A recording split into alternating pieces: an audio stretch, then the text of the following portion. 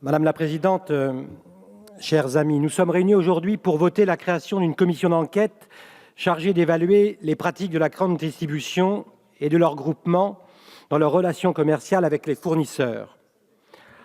En réalité, à travers ce vote, nous allons décider du sort que nous voulons réserver à nos agriculteurs et à l'ensemble de nos PME, et notamment nos PME dans le monde de l'agroalimentaire. Souhaitons-nous, oui ou non, préserver ce qui fait la noblesse de la ferme France? Voulons-vous aujourd'hui préserver le tissu industriel dans l'ensemble du territoire français? Le monde agricole français est très inégal. Le paysan est le maillon le plus faible d'une chaîne agroalimentaire où les distributeurs, à travers leur centrale d'achat, cherchent toujours les prix les plus bas pour un plus grand profit. C'est pour rééquilibrer les rapports de force entre, d'une part, les mastodontes que sont devenus les distributeurs et leurs centrales d'achat, et d'autre part, les transformateurs, et enfin les agriculteurs situés au bout de la chaîne. Les États généraux de l'alimentation, animés par l'excellent Stéphane Travert, ont réuni pendant 5 mois autour de la table des acteurs qui ne se parlaient pas ensemble, mais qui avaient un seul objectif, trouver ensemble des solutions pour stopper la guerre des prix. Tous les maillons de la chaîne ont été représentés, agriculteurs, distributeurs, industriels, pouvoirs publics, syndicats, représentants d'intérêts coopératifs agricoles et enfin l'ensemble du monde associatif.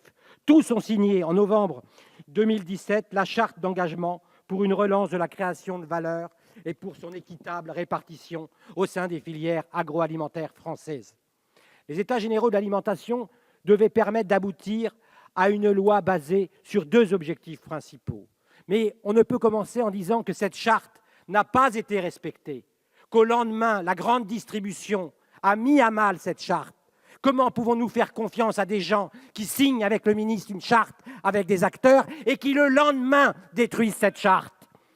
Nous devons également, dans les États généraux de l'alimentation, donner la possibilité aux distributeurs de mieux rémunérer les agriculteurs. Nous l'avons fait dans les États généraux de l'alimentation. Nous avons donc permis à M. Michel-Édouard Leclerc, à Auchan, à Carrefour, de gagner plus, alors qu'ils ne viennent pas nous faire la leçon ici, dans cet hémicycle, de penser qu'on n'est pas pour le consommateur.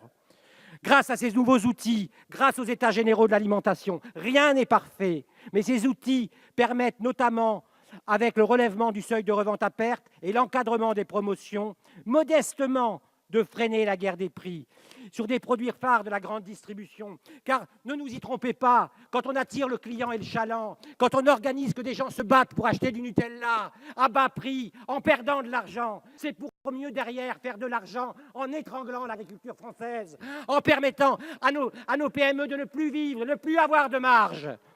Toutefois, force est de constater que 6 mois après la promulgation de la loi, l'esprit de EGA a complètement disparu.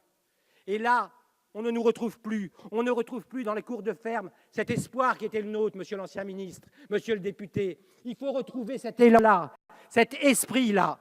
Lors des négociations commerciales du début d'année, les distributeurs ont tiré un trait sur leurs engagements. La grande distribution a imaginé de nouveaux dispositifs pour continuer la loi, carte de fidélité, jeux concours, loterie. Et là, l'imagination est sans limite.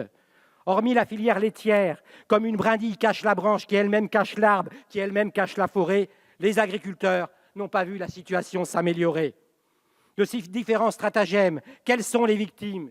Eh bien, c'est simple, tout le monde, la France entière, les agriculteurs, les transformateurs et les consommateurs. Le consommateur d'abord, qui à coup de publicité pense que bien acheter, c'est acheter peu cher. Monsieur Leclerc, dans vos magasins, quand je m'y promène, je ne vois pas que les produits français sont beaux et bons, je vois qu'ils sont toujours moins chers. Donc vous avez fabriqué 3 générations de Français qui pensent que bien acheter, c'est acheter pas cher. Je crois à autre chose. Je crois que la qualité agricole française mérite d'être mieux défendue par la grande distribution. Ensuite, encore et toujours l'agriculteur, lui qui n'arrive plus à vivre décemment de son métier, car ses centrales d'achat monopolisent la valeur ajoutée sur l'ensemble de la chaîne. Nous ne pouvons soutenir cette quête de la malbouffe qui tend à installer dans nos assiettes ce qui est mortifère pour les exploitants.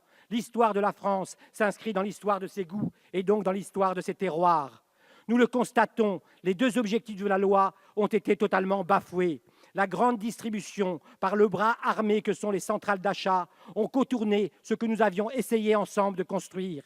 Elles ont même fabriqué des sociétés juridiquement installées à l'étranger pour facturer des services, des faux services, des services inutiles. Et il faudra à cette commission d'enquête se déplacer en Europe, aller chasser ce qui est fait ici en France, mais qui détourne l'argent dans des pays étrangers. C'est parce que nous refusons cette prise en otage du consommateur. C'est parce que nous refusons que l'économique, le lobbyiste soit plus fort que le politique, que nous soutiendrons bec et ongle ici cette commission d'enquête. Et nous devons chacun sur ces bancs penser qu'elle doit réussir. Alors au nom du groupe Modem et Apparentés, nous soutiendrons cette commission d'enquête et pensons que nous avons une responsabilité collective de sa réussite. Merci, monsieur le député Ramos.